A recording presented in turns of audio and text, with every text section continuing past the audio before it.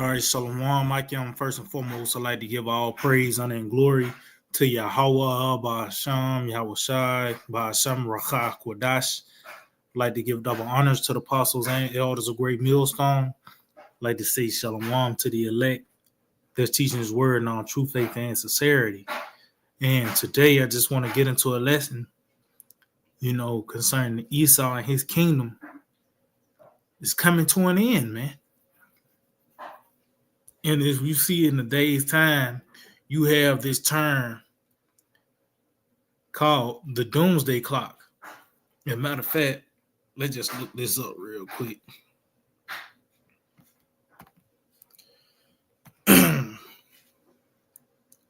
Okay.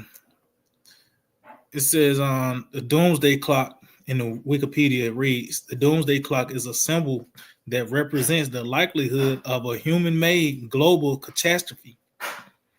In the opinion of the members of the Bulletin of the Atomic Scientists, created by J. Robert Oppenheimer, which we know this guy, he was behind those atomic bombs, said Einstein, Eugene Romanovich, and maintained since 1947. He said the clock is a metaphor, not a prediction, for threats to humanity from unchecked scientific and technological advances. But ultimately, Esau is on the clock. So going to this article, it reads, doomsday clock set at 8 or 9 seconds to midnight, closest ever to global catastrophe. And that's really the violent overthrow of Esau, World War III. That's going to be the climax. That's what's going to cement his downfall. But as we get close to the perfect day, things are contributing to this man and his end, from the failing economic structure to these different wars, the lack of food and water. All these things contribute to this man's downfall, but the destruction is going to cement it.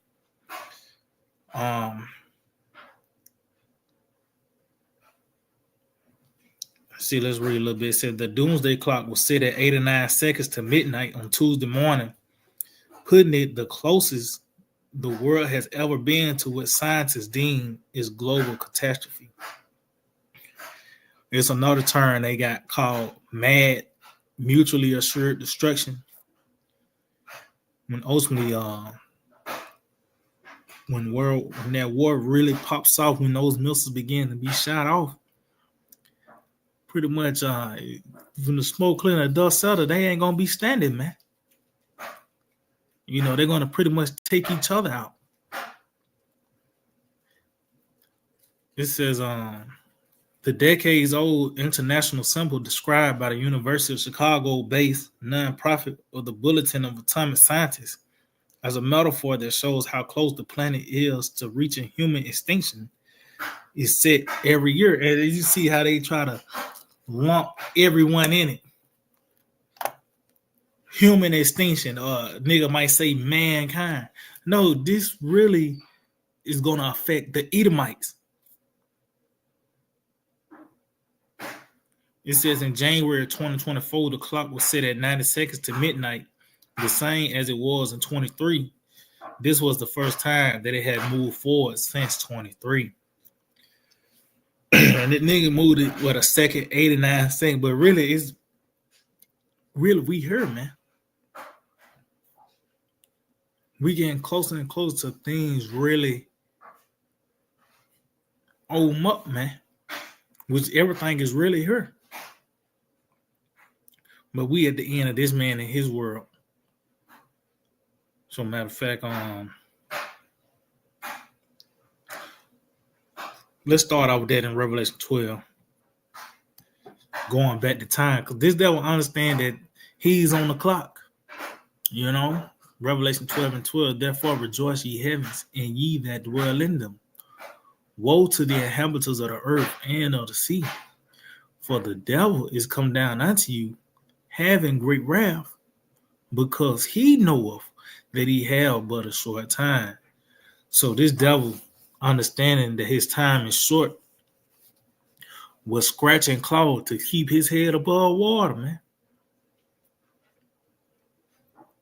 You know we in the end of the world. They got a thing called the doomsday clock, where it's a countdown to a big catastrophe, man. What else could we be in this process of prophecy, man, but the end? You know? That's what it's all about, the end. Let's get that in the book of Habakkuk.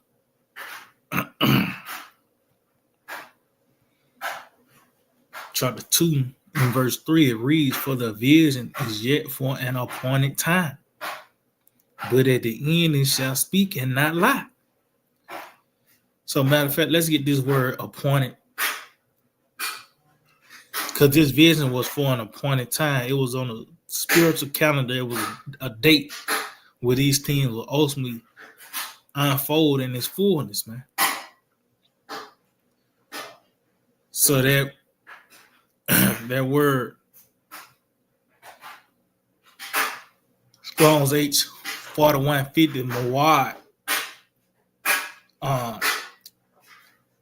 it says appointed place, appointed time, meeting.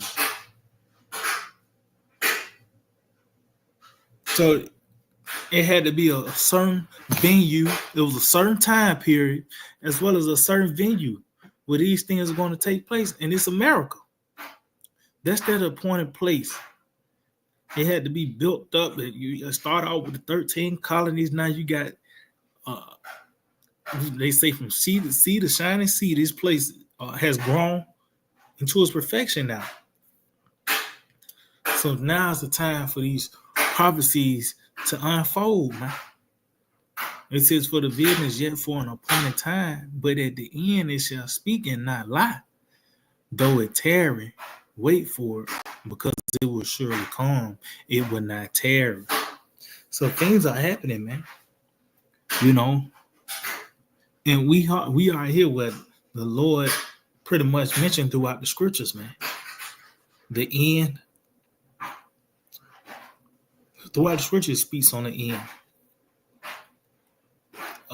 Even talks about how Enoch prophesied of the return of Yahushua, man. So this is where we at. As these events, you know, take place, what other conclusion can you come to? Especially as we see things through the testimony of Yahushua. What's that in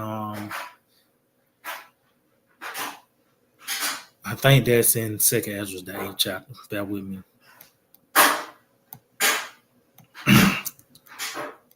Everything really here. 2nd Ezra 8 in verse 61, it reads, "And therefore is my judgment now at hand." And that's talking about actually now. No one saying that this is a prophetic book. This is not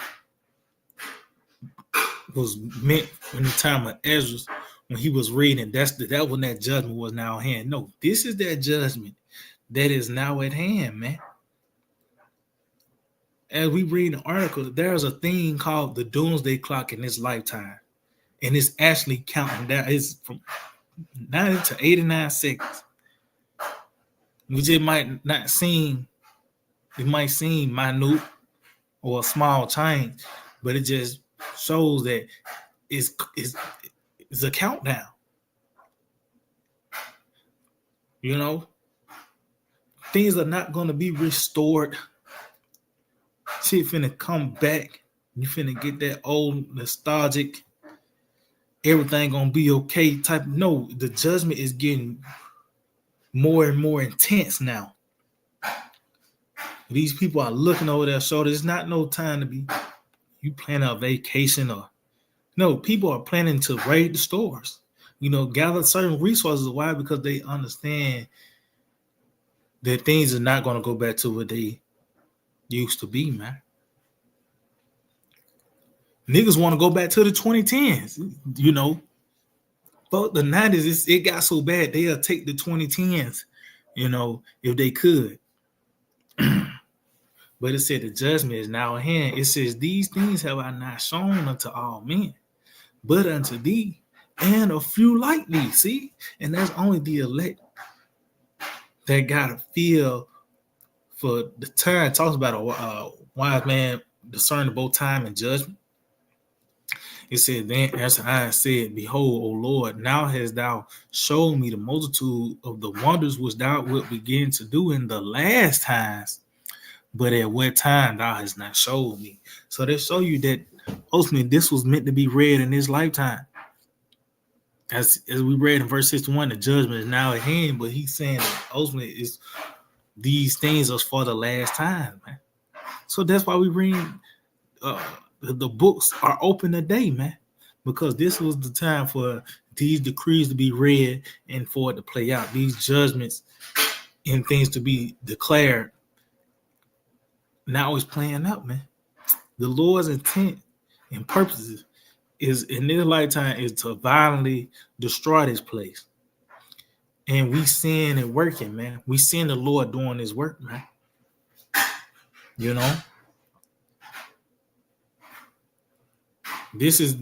seeing it now. This is that time that we have been anticipating, which is the end, man, when everything is going to be summed up. And who else had to be on the scene when that takes place? Esau. Let's get that in 2 Ezra, the 6th chapter. Esau had to be on the scene for end time prophecy as well, man. He's that vessel fitted for destruction. 2 Ezra 6 and 7. Then answered I and said, what shall be the pardon asunder of the times? Or when shall be the end of the first and the beginning of it that follows? And that's all in all our spirits. We have been having that question, for generations, man. Pretty much when would these things be? The end of this world and the beginning of ours, man. And he said unto me, from Abraham unto Isaac, when Jacob and Esau were born of him, Jacob's hand held first the heel of Esau. So you can see the angel giving him a gauge on what to look for. And that also shows that when you read the concerning Daniel, the 4 beasts in Daniel, or the statue, pretty much the bottom half, or those last beasts is pretty much Edom, Esau, man. He represents the end. He's that obstacle before the kingdom of heaven will be established, man. While verse 9 says, for Esau is the end of the world, and Jacob is the beginning of it that follows. See? So this devil have to be on the scene for end time prophecy to unfold. And going back, we just read that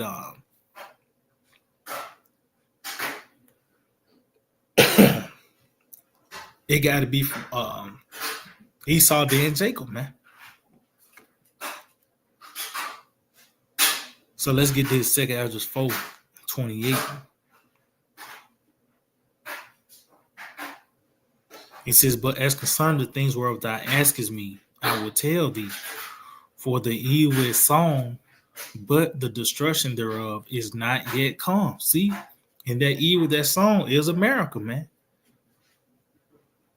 Going back to, as we read earlier in Habakkuk, concerning that appointed place, it had to be planted and it had to grow into its perfection, man.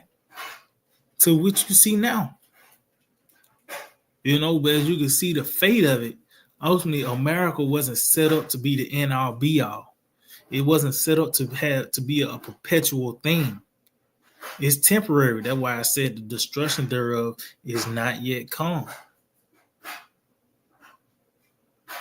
If therefore that which is sown be not turned upside down, and if the place where the evil is sown pass not away, then cannot it calm, that its song was good. So we getting closer to that, man. Was that song of good is the kingdom of heaven, but this place had to be it had to be violently turned upside down. Violently move out the way, and the Lord chose World War III to do that, man. You know? Then the kingdom of heaven can come, which, as we just read in second after the sixth chapter, Esau's the end of the world, then Jacob is the beginning of it that follows. By the way of these certain words, the evil, that's associated with Esau. Good is associated with Jacob. But Esau's time is up. This man is at his end now. Pretty much he has ran his course. So what's left? The destruction, man. And it's not no coincidence. This is not every kingdom had a doomsday clock. Every empire had some type of, a group of scientists trying to figure out when the next major catastrophe, it's just proved that he's really looking over his shoulder, man.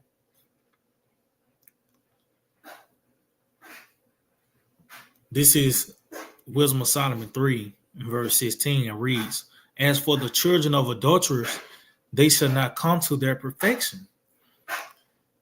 And the seed of an unrighteous bed shall be rooted out." And that's concerning this man said he's not going to come to their perfection, meaning he's not going to complete his new world order, man. He's not going to finish his plans. That's why I said the seed of an unrighteous bed shall be rooted out. That's concerning his rulership. It's going to be rooted out in a violent manner. That's what's going to cement his downfall is World War III, that destruction, man. It says, "For though they live long, yet they shall be nothing regarded. In their last age shall be without honor." Yeah, because this man, he had a long run. As I mentioned, the statue of Daniel, he's pretty much the bottom half of the statue, all the way down to the toes. Oh, it also talks about that in Job. Why does the wicked live long? That's this man. This man has been in power to the point where a nigga think America has always been here, or the so-called white man has always been in power. Because of this long duration he have had. But as you can see, once it's not going to be a memorial of this guy. Not going to he's going to go out in a very dishonorable way. It says, "Or if they die quickly," and that dying quickly is that one out, that destruction. Matter of fact, let's get that real quick. I believe that's Revelation the 18th chapter. That's them dying quickly. Let's see. Right.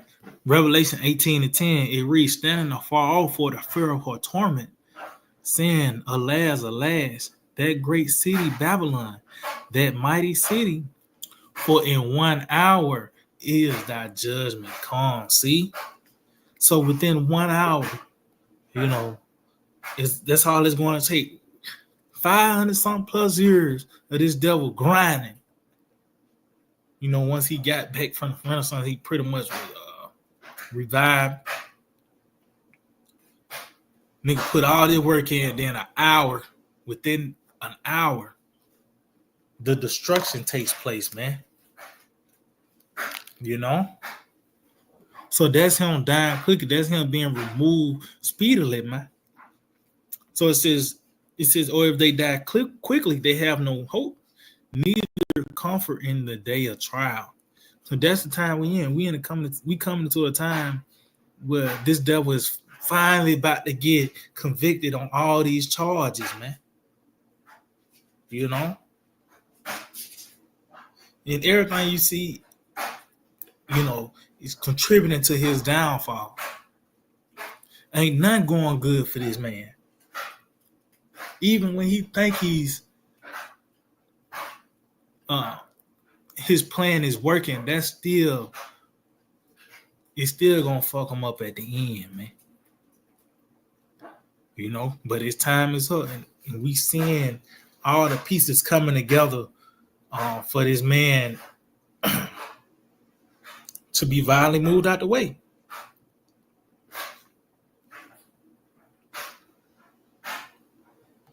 Let's see. This is the book of. This is Sirach 36 in verse 6. It says, "Show new signs and make other strange wonders. Glorify thy hand and thy right arm, that they may set forth thy wondrous works." So you have today, the men of Yahweh Shai to declare the works of the Lord, man. And the new thing that the Lord is going to do, the new thing that the Lord is going to do in this lifetime is destroy America, which is Babylon the Great within the scriptures. This is the Lord's intents and purposes in this time. That's why there's so many things that show, that look, prove that in a sense to where as we go into the doomsday clock, or when you even look into these missiles, you look into these different countries, they look at their missile strength and their technology, and they do a simulation. How come the simulation is always America? One of these American cities, whether New York or Cali or something, depending on what country, they looking at. They always gauging it. Can it get to America? That's another way to show you that the Lord, that's his intents and purposes, to violently overthrow this place, man. It says, raise up indignation and pour out wrath. Take away the adversary and destroy the enemy. And this is a prayer, man. This is our hope that the Lord, go ahead and do away with this man. But we seeing it through the testimony of Yahweh Shai, us possessing that light. We see it, man. The Lord is putting everything together for this man to be moved out the way. It says,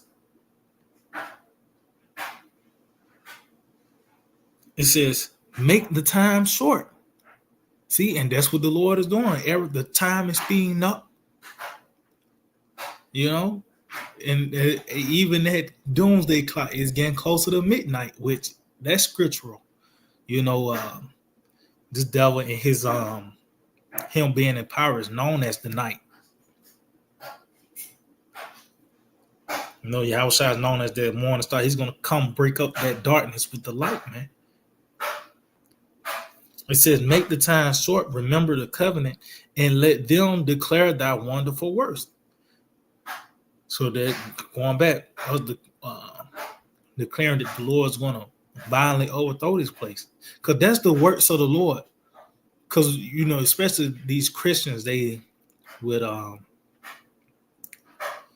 you hear a word works, you think of the trees, pretty much the creation, the birds. But let's get the works of the Lord. This is the book of Psalms.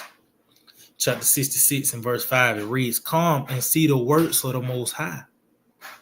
He is terrible in his doing toward the children of man. So the terrible doings, that's the work of the Lord.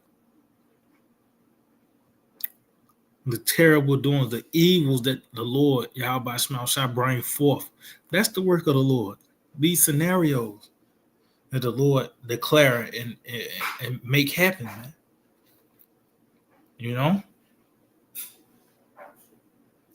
It says, let him that escapeth be consumed by the rage of the fire, and let them perish that oppress the people. The Edomites. It says, smite and sunder the heads of the rulers of the heathen that say there is none other but we. Who else could they be talking about, man? Was that in Isaiah 47? There is none other, no other power. This nigga say that I am. This is a proud statement. There is none other but we. That's quote from an Edomite, man. Because that characteristic of pride is associated with them. You know? But ultimately, that's what's going to happen. That's who the Lord is going to round up as well, man. They're going to be kept. You know, they're not going to be destroyed by the fire. You know, these heads of these, you know, the kings of these other nations, man, they're going to be kept as and be preserved for slaves, man. You know, and that reality is becoming more of a thing, becoming more of a reality. As once this place is done, man, that's it. You know. So that's pretty much it, Akim, man. I just hope this will edify, and I'd like to give all praise, honor, and glory to Yahweh, Bahasham, Yahushai, Bahasham, Rakha, Kudash. Double honors to the apostles and elders of Great Millstone. Shalom to the elect that teach his word in all true faith and sincerity. Shalom.